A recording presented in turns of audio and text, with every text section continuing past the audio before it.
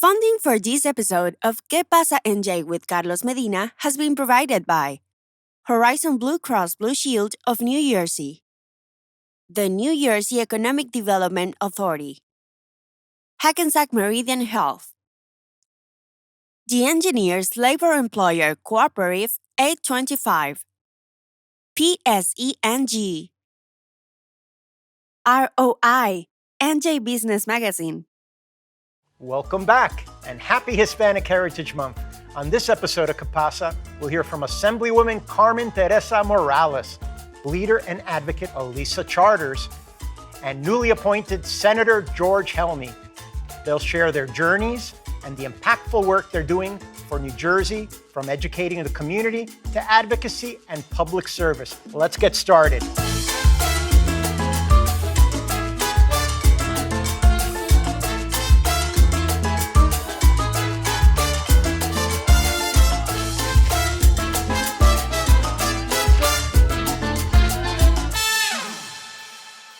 Our first guest is New Jersey's 34th District Assemblywoman Carmen Theresa Morales.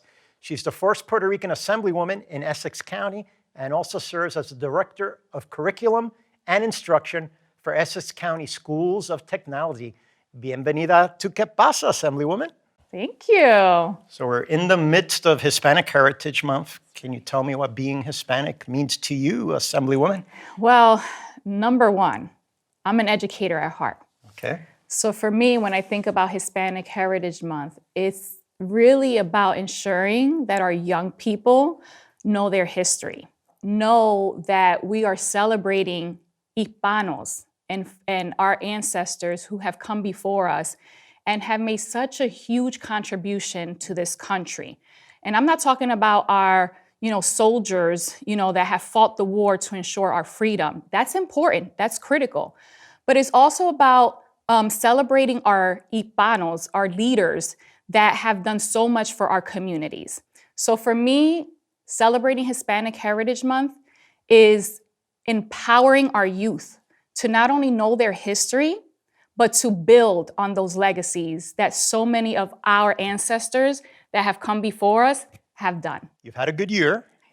First Puerto Rican assembly person from Essex County. That's really hard to believe, honestly. It actually is. You got your master's, first in your family to go to college, and you're pursuing your doctorate now. Congratulations. Thank you. Impressive Latina. Being the first to go to college, to pursue higher education in my family, it is a huge honor. But, what so many of first-generation college students recognize is that when we step foot onto these college campuses, we step foot with no background, no previous resources, because our families don't know what that's like. So we're really paving the path for the next generations that follow us, because we had to learn how to navigate and find those resources for us on campus for the first time. Proud to say that I am pursuing my doctorate, of course, again, first in my family, but it is a tough journey. And it is one that I'm still trying to figure out how to balance in my life, along with being a director of curriculum and instruction at a high school, but also assemblywoman. But that role and that space in higher education for myself, I'm still learning to navigate, and it's not easy. And you mentioned paving a path, and you mentioned your position at the Schools of Technology. 22 years as an educator, if you could give us one challenge that you were faced with and you were able to overcome. So one of the most challenging parts of me being a school leader was when COVID happened. When COVID happened, there wasn't a playbook. We had to find the means of supporting each other as school leaders, but also finding what resources that we can bring to our school districts. And what we found was how many school leaders came together. We ended up coming together to share the resources that we were doing during that time, because we didn't learn how to deal with a pandemic in schools, right? We go and we take this school leader exam. We have to pass this exam. We have to go through a mentorship program.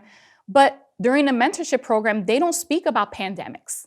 They don't speak about these issues that may arise. And so we have to find and navigate through those resources together. I believe that was one of my most difficult times being a school leader, but it was the most rewarding time because I was able not to live in my silos of being in my school and just working with my staff. It was more about how do we come together as a school community, as school leaders, to share our resources so that we can provide the support that our students need. Because as you know, during that time, there were families who couldn't even have access to technology. Children were at home, sitting at home, not learning. And the gap, especially in urban communities, widened. So now we're here trying to close this achievement gap that was left behind due to the pandemic. Yeah. So for me, that was one of the biggest challenges that I had to face as a school leader. Moving to your role in the Assembly, I know substance abuse, addiction are topics that are very important to you. Tell me about the task force that you formed in the Assembly. This actually came about because the State Commission of Investigation, they released this report called The Dirty Business of Getting Clean. And what this report ultimately did was it gave recommendations on what was happening in these sober homes and addiction facilities. Basically, there was fraudulent and unethical practices that was in every part of the process for the addiction recovery process. We always have bad actors, right? These bad actors were more concerned about building and making a profit and less concerned about these clients that needed to get better, that needed to stay clean and continue to be sober. That's what these facilities are there for, right? Is to help those who need it the most so that they can recover, so that they can stay sober. But when we find that there are bad actors that are taking advantage of these people, we in the state of New Jersey need to do better.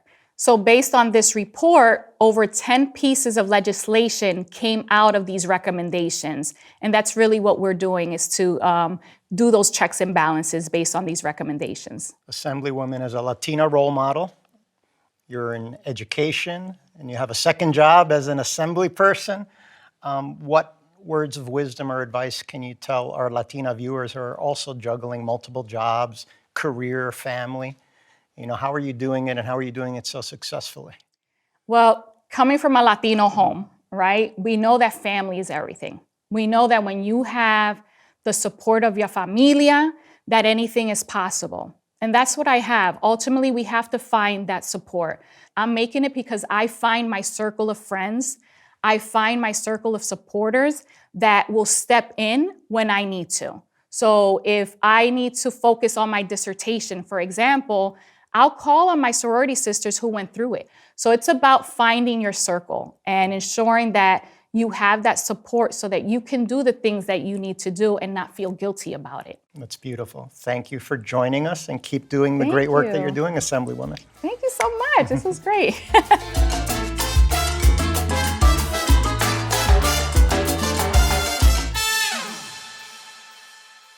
This next segment is brought to you by Wells Fargo Bank. Thank you, Wells Fargo. Our next guest, Elisa Charters, wears many hats as a leader and advocate for empowerment and inclusion. She's the co-founder and president of Latina Surge, a national nonprofit helping Latinas. Welcome to the show, Elisa. Thank you, Carlos. So as we celebrate Hispanic Heritage Month, tell me what our culture, our traditions, what Hispanic Heritage Month means to you. It means so many things, but if I really think deep inside of my memory, it's all about spending time with my grandmother, my abuelita in Peru, where she would make me soup for lunch and she would cook for me, and just spending that quality time with her in Peru, just being immersed in the culture of my mother's country. As somebody, you were the first in your family to go to college. I'm really grateful to New Jersey Institute of Technology because I remember being in high school and I was pretty good in science and math, but I had no idea about what the opportunities were for me. I had no idea if I would be going to college. My father ran his own business. My mother helped him in his small business, and someone from NJIT came in one day to talk about engineering. And it sort of opened up a world, and I applied, and I couldn't believe that I got in. And And I was always very much into sports. You're accepted in sports. No matter what you look like, you have to perform. And if you perform, you're accepted. I wound up playing 4 sports in college, believe it or Wow, I not. love 3 it. were varsity sports. I played 4 years of tennis, 2 years of softball, 2 years of basketball, and I skied on the ski team. It was a club Amazing, team, but it was amazing. competitive. Sure. I didn't like to study much. Very impressive. So I don't like to look at my notes, but since you have so many organizations that you've been involved with, Latina Surge, Aguatech, and BID, tell me a little bit about those organizations. So Latina Surge actually is an extension of the service that I did with the Junior League of Montclair Newark. It was a grassroots organization that I co-founded with 2 other colleagues. And basically what we found was we needed an organization to focus on multicultural women and access, inclusion, opportunities for Latinas, African American women, women in general. Through the Junior League of Montclair Newark, that's a long-standing organization which served women at risk, children at risk throughout Essex County. And I just realized that a lot of those community members were Latinos. And so it just made sense to expand it and concentrate the service towards our Latino community. And it has since grown to a national organization. I had a friend who worked for Facebook, and Sheryl Sandberg, the COO of Facebook at the time, she wrote the book Lean In and started an organization around that for women's empowerment. And my friend said, why don't you get Latina Surge on that platform? And I said, I don't know anything about it, but I'll look into it. And I did. And Lean In now has 100,000 circles globally. Wow. We joined when there was only, I believe, 33,000, but Latina Surge is in the top 100 networks, and we're invited out to Palo Alto every year for leadership training through the Lean In organization. I love it. So we're able to amplify our impact because there's so much research through the McKinsey study on women in the workplace, and we're able to utilize that information and share it and ensure that Latinas and other multicultural women are aware of the information that impacts them. Talking about Latinas, you're a graduate of a program, LETS, Latinas Entrepreneurship Training Series, and you're also on the board of the Statewide Hispanic Chamber of Commerce. Tell me a little bit about the LETS program, which Wells Fargo generously supports. How do you feel that program impacted your business? Yes, and thank you to Wells Fargo because the program's amazing. I have to say, we just talked about the fact that, I did it, I was the first to go to college in my family, and NJIT gave me that opportunity. And I bring this up because it was another stepping stone. I wound up going to Columbia University, an Ivy League institution, getting a degree there. None of this would have been possible without these educational opportunity programs. And LETS is another opportunity program. Attending the LETS program opened my world. I never had that kind of exposure about being an entrepreneur and how to really start my own business and follow this methodology of being successful. And Aguatech, you mentioned, that's not a nonprofit. That's a for-profit company that I have. We serve firefighters with specialized laundry equipment to help them wash off their carcinogens off their turnout gear. It's very specialized equipment.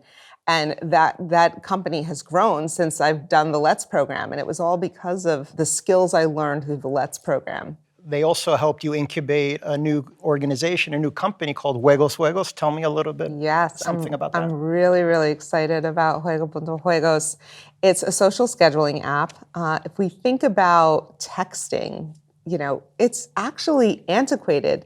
When we text each other, we're sharing some kind of information. It's some kind of digital asset, right? It's a font, which is sentences.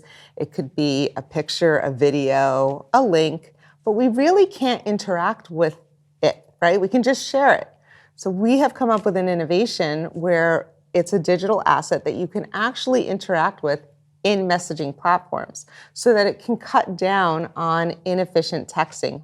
And so this digital asset will really cut down on all that inefficient communication. So we're really excited about this innovation. What's the website? We'll put it on the screen. Juego.juegos. That's Excellent. it. Last question. As a Latino role model, give us some words of wisdom to our Latina viewers who are perhaps juggling and wondering how you're doing it and how you did it and how you continue to do it. At the end of the day, I think it's about passion.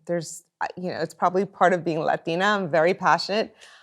I go to sleep thinking about women's empowerment. I wake up thinking about women's empowerment. Sometimes 3 o'clock in the morning, I would get an idea and I'm like, I have to do this. But that's one thing that I love about our Latina Surge nonprofit as well.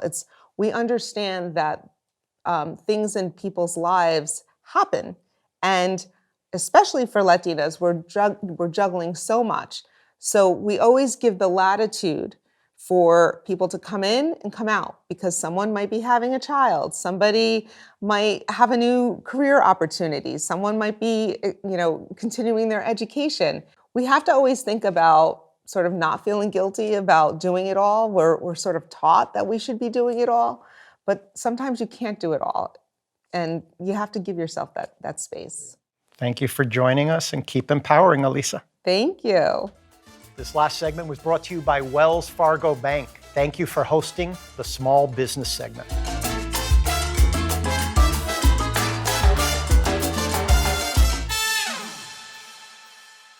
Our final guest is Senator George Helmy, appointed by Governor Murphy to complete Senator Bob Menendez's term. He's the first Coptic Christian and 6th Arab American in the Senate. George serves on the Finance, Housing, and Urban Affairs committees. Welcome to Qué Pasa, George. So great to be with you, Carlos. Longest serving chief of staff to a governor in New Jersey history. Tell me how that experience, and also working for Senator Lautenberg and Senator Booker, how that's positioned you to take this position as senator and be a caretaker for New Jersey for the next X amount of months. Look, it starts from, we're in Jersey City. It starts from being back home and coming up in this diverse and rich community and being the son of immigrants and understanding what public policy and governance meant to our communities. And then coming up in public policy and public service with Senator Lautenberg and Senator Booker allowed me to really understand the host of federal issues and how they impacted, whether it be our infrastructure, our schools, our abilities to climb the ladders of opportunity. And then when I was able and so fortunate to work for Governor Murphy, who had a great vision for equality and equity, and wanted to break apart what I call the consolidation of opportunity, based on regressive tax policies or regressive policies that consolidated wealth and opportunity in certain sectors of our economy or certain sectors of the individuals or earners. And when the unfortunate opportunity, I do call it an unfortunate opportunity where the vacancy was created, having both that federal experience, understanding the state issues, knowing the institution of the Senate, really has allowed me so far to kind of really jump in. I'm really proud of the amount of work we've done and what that work has already meant to elevating the issues that are really important to New Jerseyans as a whole, but I would say specifically the communities that you and I have grown up. Sure. As son of immigrants and first Coptic Christian in Senate, how does that feel? I mean, one of 100 and the first ever to represent that very important population here in Jersey, especially. When the governor afforded me this just incredible honor and opportunity to put this cap on my public service career and re-engage in the halls of the Senate, not only as a staffer, but now as the senator, the outpouring of support from people who we don't know, who don't know my parents, and just the outpouring from Egypt and from Muslim and Coptic communities about what this meant to them to see one of their own, whether it be for a day or for 3 months or longer, represented. That part was really emotional to me, that you saw generations before me and the generations after me in the Coptic and Muslim, Egyptian and Arab communities coming out and just elevating what this meant. It was deeply emotional and a great sense of personal pride. I'd like to talk briefly about Senator Menendez, whose seat you are currently occupying. For better or worse, an amazing impact in the Hispanic community here in Jersey and nationally, and also somebody who really held businesses' feet to the fire to push for diversity. So how do you feel taking that seat, a person who was a legend for the body of work that he did? And certainly there's other issues, legal issues that you could or could not speak about, but just tell me that experience stepping into the seat and having the weight of the impact and the love that he has for the Hispanic community, and how your interaction you feel. I know you've made some good hires already in the Hispanic community, so kudos on you for acknowledging and being ready for that. I think the way you phrased the question is perfect. I think we have to separate the legal issues that the senator has faced and is facing from the work that he accomplished and his legacy as a leader in that institution. as it relates to Senator Menendez's body of work and taking on his legacy, whether I had 100 days or 100 years, you cannot think you're going to have the level of impact he had, frankly, on all issues, because he was a lion of a legislator. And again, that's not to involve myself or take an opinion on the legal matter, but it'd be totally inappropriate as someone who worked very closely with him and his team during my time with Senator Lautenberg, who was his senior senator, and Senator Booker, who was his junior senator. I had to see him up close. His legacy as it relates to the Latino community is one that I think is unmatchable. He was so focused on issues of equality, on opportunities in careers, as you mentioned, board appointments. But again, how do you take that young man or woman and get them on a career path so that we're not talking about simply the minimum wage, which is wildly important, but how do you take a young man or young woman from Jersey City that we're in now or the other communities and give them a glide path to a career and break sort of the cycle of generational poverty? I've been so fortunate to step in. What I have done, and I will tell you, Carlos, I think about his legacy, and as you mentioned, I've taken on a great deal of his team, including the diversity that he reflected in his team. And I did that when I was with Senator Booker and Governor Murphy as well, is make sure that the senior team reflected the diversity of New Jersey. But what I've already done in foreign affairs is talk about the importance in the countries of NGOs and journalists, and making sure that we are, as the United States, being very thoughtful about how we are approaching countries who seek to quench democracy or to clamp down on journalism. And that's incredibly important to our communities, to fight for equity in our tax structure so that the highest earners are paying more. And lastly, to fight for benefits for New Jerseyans that Senator Menendez was key on, including his key appropriations, which I am going to fight very strongly to ensure that his, not mine, but Senator Menendez's appropriations remain in the future appropriation bills. We're here in Hispanic Heritage Month. How do you feel you will interact with an institution like the Statewide Hispanic Chamber, as an example? There's so much spend coming out of our government entities, whether it be local governments, state government, or the federal government. And how do we ensure that there aren't barriers put up? Because there are barriers put up, whether they be insurance or bonding requirements and otherwise, that inhibit minority-owned businesses from entry. And so that has been something I have worked on, whether it be through the state disparity study, and have continued to already have these conversations with colleagues about, hey, how do we have more conversations about minority and women and veteran-owned businesses, getting more into our supply chain, so that they know the opportunities well in advance and can go through whatever process they need to be eligible when the RFP or RFQ comes out.